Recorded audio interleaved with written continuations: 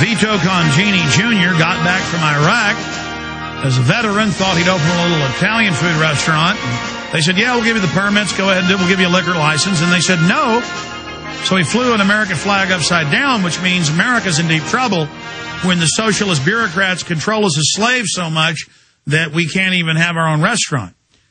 Well, the police came and took the flag, and they said, you don't do that, boy, because in America, you lick boots. That's what this is all about now. Now, of course, the country is in crisis. The whole Bill of Rights, whole Constitution's imploding. The federal government's seizing the big automakers, handing it over to the Chinese and Brazilians and Russians, giving them GM, the big pieces that were operating well, like Hummer and Saturn. Foreign banks have stolen $14.8 trillion. But see, to a lot of Americans, patriotism means if Adolf Hitler put an American flag on his back and returned from the dead, half the public would just kneel. I mean, if Joseph Stalin teleported in a time machine and was speaking Russian but wearing a suit that had the American flag on it, the public is like under mind control. They see an American flag, they just kneel. And so they don't even care if that means the country's in distress and that it's not disrespectful to the flag. But even if you do something disrespectful, that's your First Amendment, because the flag symbolizes that First Amendment and freedom. And if you don't have the spirit of it, then the flag's just a red, white, and blue. So that's why this story is so important. Here's the local newscast where you can see people trying to pull the flag down, the cops standing by, and then our guest says that the police came and took his flag. So this is how they roll. Might as well be the Soviet Union. Here it is. Flag flying upside down in Crivets to protest a decision made by the village. Tonight, that symbol is dividing the small community. NBC 26 reporter Rachel Stockman is in Crivets with more. What started off as a question about whether this restaurant could get a liquor license has now turned into a full-fledged village brawl. And the question now, is this flag a sign of distress, and were someone's constitutional rights violated? It's a flag in distress that some argue is a sign of disgrace. So upsetting for this man, he came with a knife to cut it down. Raise the flag properly. You are violating the law. You are trespassing. I don't care. You're pissing me off. But it's upside down for a reason we'll get to soon. But first, all cops, bring it down. This a sign of the deep division in this community that started at Village Hall and Vito Congine's Supper Club. That'll be a small dining area. Vito says he can't open the restaurant because the village denied his liquor license, a license he says he was promised. We put everything that we owned into this. We're about $180,000 in debt right now. So to show his distress, he raised this flag. I've been to war more than once. I go over to other countries to fight tyrannical governments from doing whatever they want to their citizens, and then I have to come home and deal with that here? That's not fair.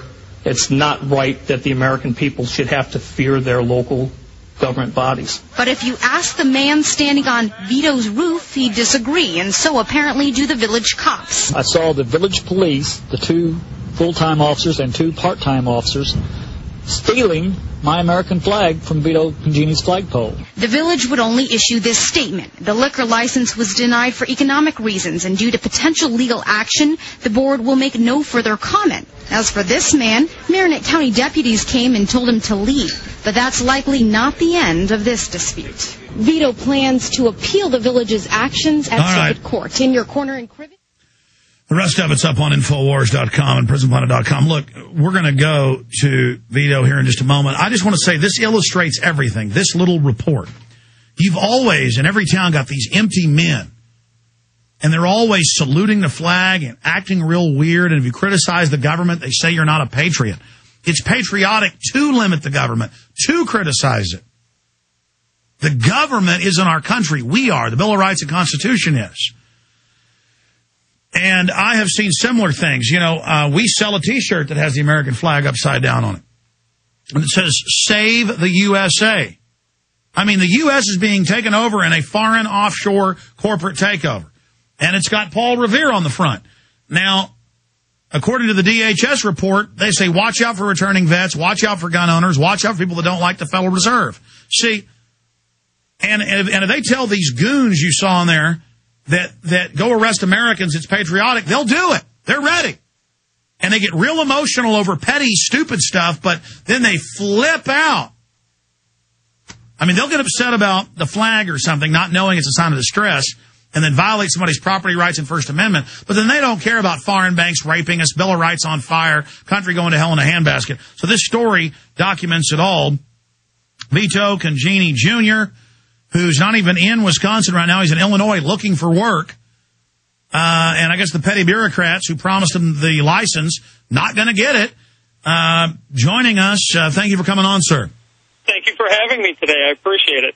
I don't know how you didn't haul off and punch that guy. He's on your property, trying to take your property, and he's just out of his mind. I mean, is that guy all there? I mean, he's up there saluting the flag like he just saved America from Al-Qaeda, and he's on a property owner's, a veteran's own property, trying to steal his property? I think he had a few too many this morning, that had happened. The problem with it is he lets people tell him what he should think and what he should know instead of thinking and reading for himself.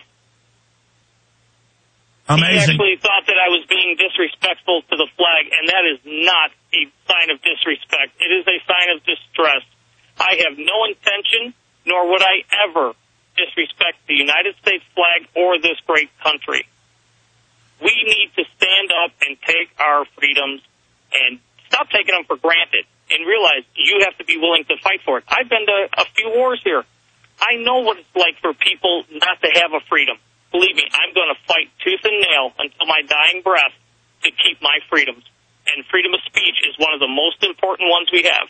And if they don't think that First Amendment is so important to them, they better realize the other items that are mentioned in that First Amendment. Your freedom of choice of religion and your freedom of choice to question your government in a peaceful ensemble of people. And the freedom of the press. Let's not forget that. And the freedom of the right to assembly, as you said. So, obviously, that newscast is just a short snapshot. How did all this begin? What's really going on? What's your neighbor saying he sees the police taking your flag? I mean, are they really that stupid that they don't understand it's your First Amendment right and it's a sign of I'm in trouble, help me, that it would be disrespectful to fly that flag right side up if the country is in crisis? You're supposed to use the flag as a communication tool. Absolutely. Well, the problem was, it even gets worse. Not only did the police come to my place of business on the 4th of July on my private property with no warning, no warrant, but the district attorney from Marinette County instructed them to do so. Since then, he has actually gone on national TV and said, I know I was doing wrong, but I did it anyway. Now, here's somebody who's supposed to know the law, an educated man of the law, and he decided to openly violate the law himself. And who's going to prosecute him? Nobody. Are they that ignorant that they don't know that flying the flag upside down means distress? I have explained it to them. We've actually hung signs on my building to explain this to them, what the sign with Union side down, what it means. That way people can understand it that don't.